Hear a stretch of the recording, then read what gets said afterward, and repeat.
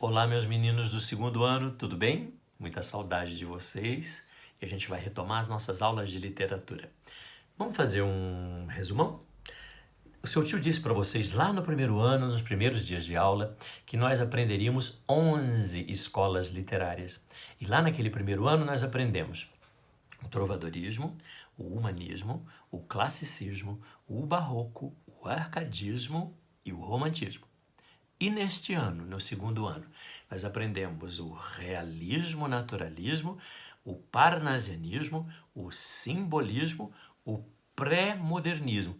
Tio Fábio, peraí, então nessa altura do campeonato nós já aprendemos 10 escolas literárias? Yes! Vamos à última, a nossa 11ª escola literária. Como passou rápido, hein, gente? Poxa vida! E essa nova escola literária tem o nome de modernismo. Finalmente chegamos ao modernismo.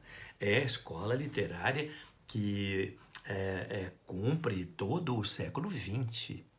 Agora, no século XXI, há alguns literatos, pesquisadores que já consideram que nós já estamos há algum tempo numa nova escola literária. Mas é preciso um distanciamento para a gente poder dar nome, dar características específicas de uma nova corrente literária, né? Ainda chamamos de pós-modernismo este momento literário que nós estamos vivendo. Mas primeiro, vamos ver como é que começa esse modernismo, né? Desde quando ele vem, por que ele começa, o que acontece. E como é que as escolas literárias mudam mesmo?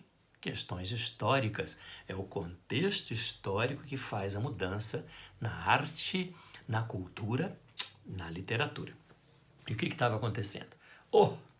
Início do século XX. Seu tio já tinha contado algumas coisinhas para vocês, mas agora elas vêm com uma força absoluta, né? Nesse primeiro momento do século XX. Parece que tudo aconteceu no século XX. Tirando esse século XXI que está, né, maluco, acontecendo coisas diariamente, o século XX foi o século mais diferente de tudo que havia notado o homem até então, em toda a sua existência. O que vai acontecer ali naquele comecinho do século XX? Acho que seu tio já falou para vocês, não custa repetir, não. Nós vamos ter eletricidade, que não tinha. Nós vamos ter carro, que não tinha. Nós vamos ter avião. Nós vamos ter rádio. Nós vamos ter Einstein e a teoria da relatividade. Nós vamos ter Freud e a psicanálise. Poxa, gente, só isso aqui já está me bastando, hein? Mas ainda vai ter a criação do plástico, a quantidade imensa de combustíveis, a ciência evoluindo de uma forma terrível, as indústrias tomando conta, as grandes metrópoles aparecendo. Veja que transformação radical que é esse início do século XX. E é óbvio que a arte vai acompanhar. A gente já viu um pouquinho. A gente começa artisticamente vendo as vanguardas artísticas europeias, que nós estudamos nas aulas anteriores, que são o surrealismo, o dadaísmo, o expressionismo, que mais que seu tio ensinou para vocês? Cubismo. Então, várias formas de, principalmente na pintura, transformarmos a maneira como vemos a arte no mundo. A literatura vai acompanhar? Vai acompanhar. É preciso que você entenda nas artes plásticas aquilo que vai ser transferido para a literatura. Então, na literatura, nós teremos também vanguardas, novidades, algo que nunca foi feito. E nós começamos com, agora vem uma opinião minha e de muitos outros estudiosos da literatura, é óbvio, mas eu tenho uma verdadeira paixão, adoração por este que eu considero o meu maior poeta, o meu principal poeta, o meu mais amado poeta, Fernando Pessoa. Fernando Pessoa, poeta português. Nós vamos ver o modernismo primeiro em Portugal, porque começa primeiro lá, né? Enquanto o Brasil estava no pré-modernismo, Portugal já estava no modernismo, principalmente com essa figura extraordinária e tão amada pelo tio Fábio, que é o Fernando Pessoa. Considera-se que o modernismo em Portugal começou em 1915. Porque eles querem colocar uma data para ficar fácil para a gente estudar. E o que tinha acontecido em 1915 lá em Portugal, lá em Lisboa, mais especificamente, capital de Portugal? Lançou-se uma revista literária. E essa revista literária chamou-se Orfeu. Então, quando do lançamento da revista Orfeu, em Portugal, nós consideramos ali o início do modernismo português. Por que pode ser considerado? Porque nós temos no papel documentado uma nova visão literária do mundo. E quem é o principal representante da revista Orfeu? Fernando Pessoa. Ele tem alguns amigos, excelentes amigos, principalmente dois. Um deles, um poeta extraordinário, maravilhoso, encantador, chamado Mário de Sá Carneiro. O Mário de Sá Carneiro era excelente e brilhante poeta e escritor. Mas era amigo do Fernando Pessoa, tá entendendo? E ser amigo do Fernando Pessoa tava difícil, hein? Porque é visível que o Fernando Pessoa é um dos maiores gênios da literatura mundial. Ele é considerado, inclusive, por autores de outras línguas que não a portuguesa, um dos maiores escritores de todos os tempos no mundo.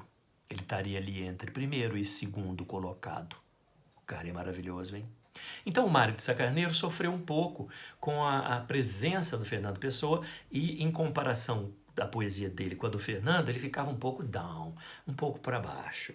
Era belíssima, extraordinária, mas ele próprio se considerava diminuído frente à maravilha da poesia do Fernando Pessoa. Tanto que o Mário de Sá Carneiro acaba se matando. Isso tem uma importância.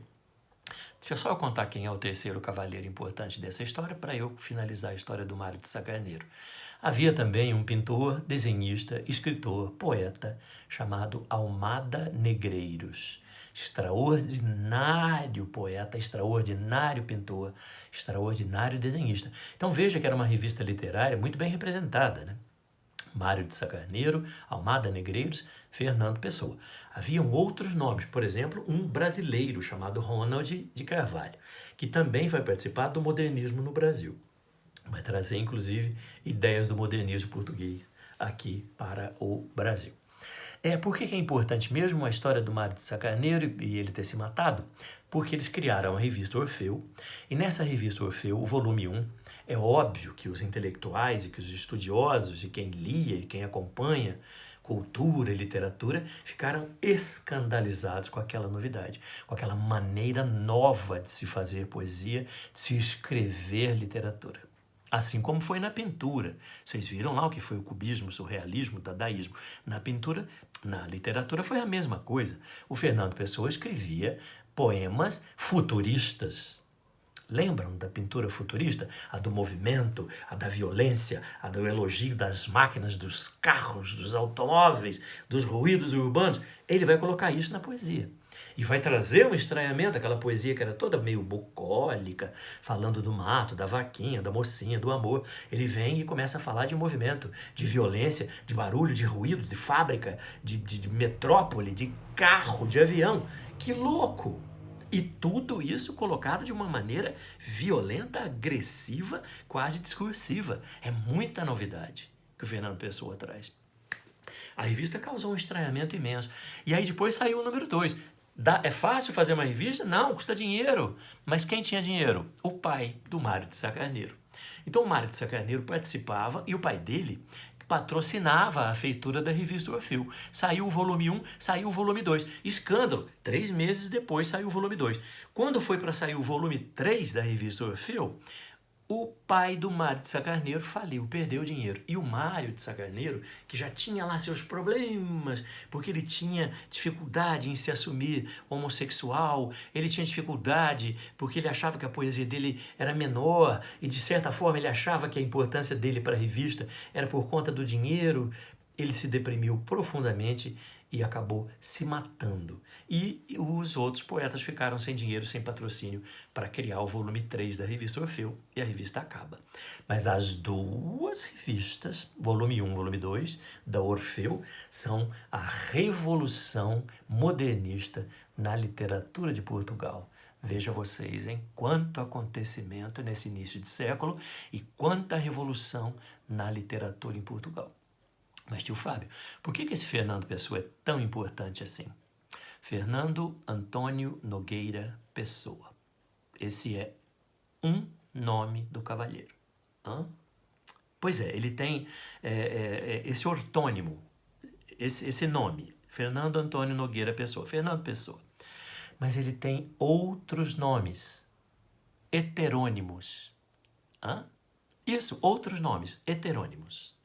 Ele criou outros poetas a partir da inteligência dele. Quantos poetas, tio Fábio? Mais de 200 outros poetas. Não era outro nome só, não. Ele criou poetas com estilo, com jeito de escrever, maneira de ver o mundo, características individuais. Ele desenhou, inclusive, na mente como era a pessoa. E ele deixou escrito isso, qual era a altura, em que data nasceu, em que ano morreu, qual livro escreveu, qual poema especificamente é daquele poeta, daquele outro poeta, daquele outro poeta. Poxa vida, então ele é um gênio. Ele é um gênio. Há quem diga que isso era, baixou o espírito no homem, o homem conseguia escrever de forma diferente. Há quem diga, mas a gente não vai ficar com isso porque nós estamos academicamente estudando Fernando Pessoa. E academicamente a gente vai dizer que ele era um gênio. Era um homem de uma inteligência tamanha que se considerava um grande representante do homem moderno. O homem moderno é uma pessoa só, uma coisa só. Não. Vocês que são pós-modernos sabem disso. A gente tem as nossas máscaras. Cada hora a gente é uma coisa, cada hora a gente é de um jeito, dependendo da necessidade. Com a sua mãe você é de um jeitinho.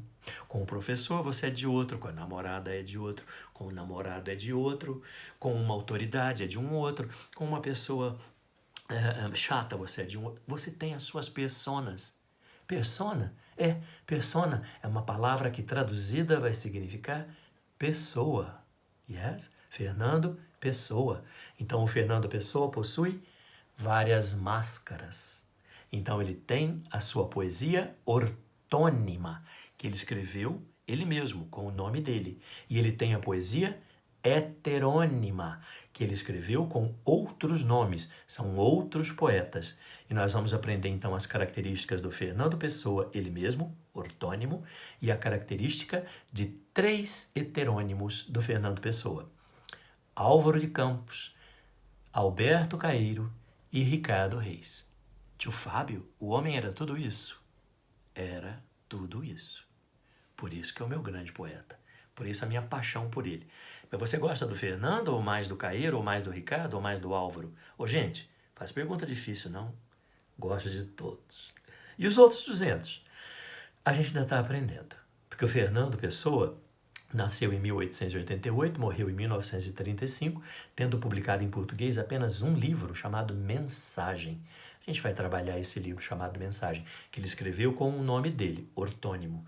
E depois descobriram numa arca, num baú, vários poemas dos vários heterônimos que estão sendo estudados até hoje. O homem ainda está praticamente vivo na nossa arte, na nossa cultura. A gente vai falar muito sobre Fernando Pessoa na próxima aula. Um grande beijo. Bem-vindos ao 2º semestre. Beijão, meninada. A gente está na apostila 7, tá bom? Na página 56 e 57 para abrir conversa. Beijo.